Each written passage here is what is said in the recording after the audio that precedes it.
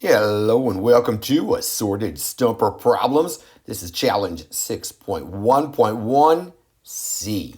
All right, and here we go with our scenario. Terrence the ticklish mule ate 3/4 of a bale of hay on Monday and another 2/3 of a bale of hay on Tuesday. So our key here is and another, because right there, that tells us that we are adding these two together. So your challenge is to figure out how much hay did Terrence the ticklish mule eat in all. And you need to complete an algorithm and then also complete a mathematical model that proves your algorithm is correct, my friends. Alrighty, so here we have it. I started with the algorithm. I've got 3/4 and I'm adding 2/3. So I've got my 3/4 here and my 2/3 here, and we're adding them together. With adding or subtracting fractions, in this case we're adding them, the first thing you must do is have common denominators, and 4 is certainly not the same as a 3. So the first thing I got to do is find my LCM. I'm going to do that right down here, and I'm going to just write least common multiple, and that's what LCM stands for. And we've got 4 on the top, and we've got 3 on the bottom. And I always do my top number on top, my bottom number on the bottom. So I'll start with the smaller of the two numbers. I always like to do that. And I'm going to go 3 places. So I got 3, 6, 9, and then 12. I'll go out 4 places. So, and that's just counting by the numbers. So 3, 6, 9, 12. Bam. All right, so now I'm going to do the same thing with the 4. So I got 4, 8, 12, and 16.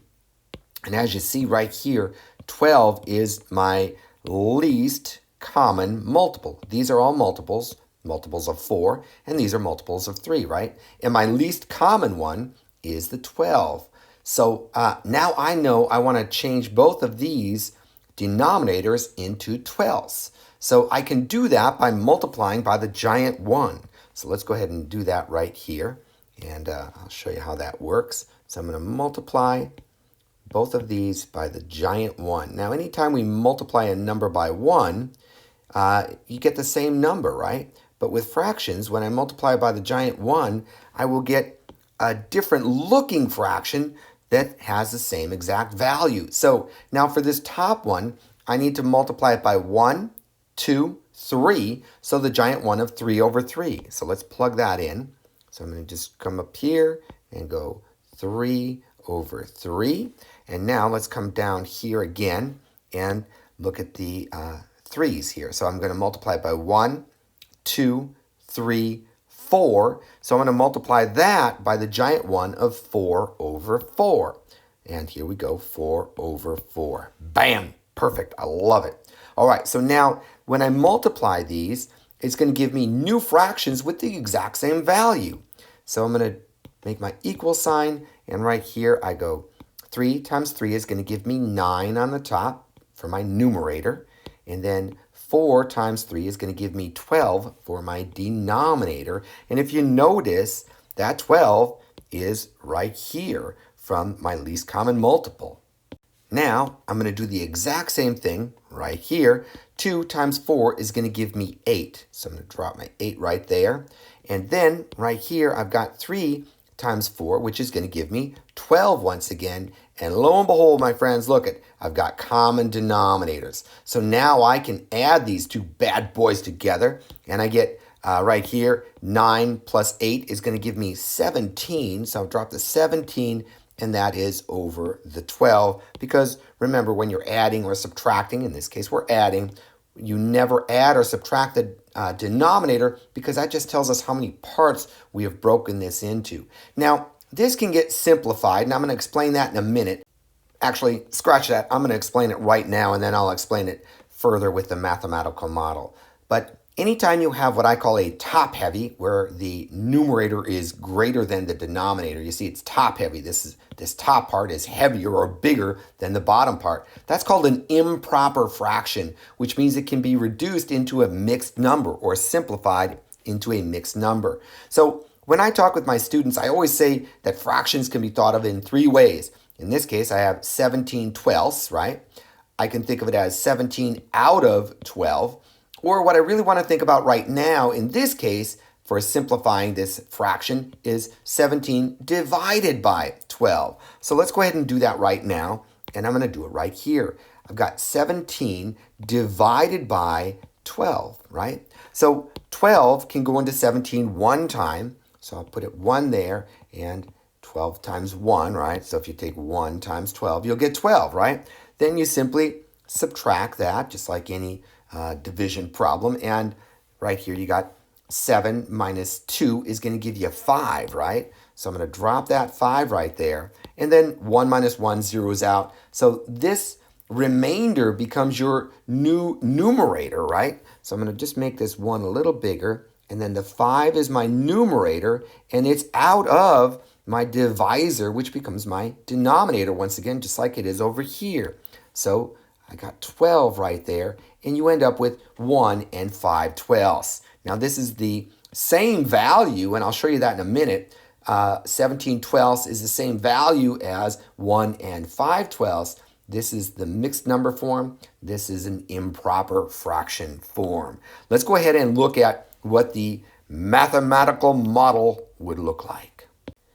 Alrighty, so the very first thing I do is create 2 big squares. And the bigger you draw the square, the easier it will be to cut it into parts.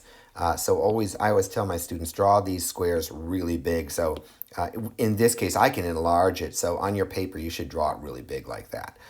So for my purposes, I can shrink it for right now. Now this first box here, I'm going to create the 3/4. Now, if I want to make 4 parts, because your denominator tells you how many parts this is broken into, if I want to make 4 parts, I'm going to draw 3 lines going across here. So I go 1, 2, and 3 lines will give me 1, 2, 3, 4 parts. Now I get, and once again, when I talk about fractions, you can say 3/4, you can say 3 out of 4, or 3 divided by 4.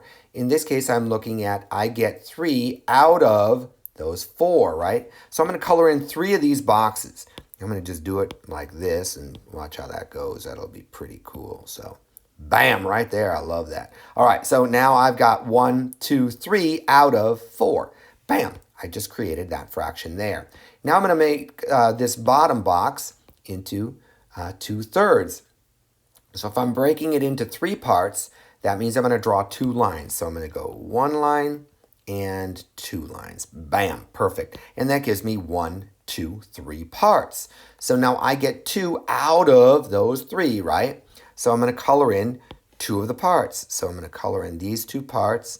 Just try and make that good. Perfect. So now I get 1, 2 out of 3. And as you see, we can't combine these because these parts are bigger. This is cut into 4 parts. This is only cut into 3 parts. So lo and behold, this is where I use my least common multiple, right? So this first top fraction box, I'm going to use this one here. So I'm going to cut it going up and down right here according to my least common multiple. So I'm going to cut it into 1, 2, 3 parts. That means I'm going to draw 2 lines. So 1, 2 lines will give me 1, 2, 3 parts going up and down. And now if you notice, I want to have 12 parts for my denominator, right? So if you look here, I got 1, 2, 3, 4, 5, 6, 7, 8, 9, 10, 11, and 12. Bam!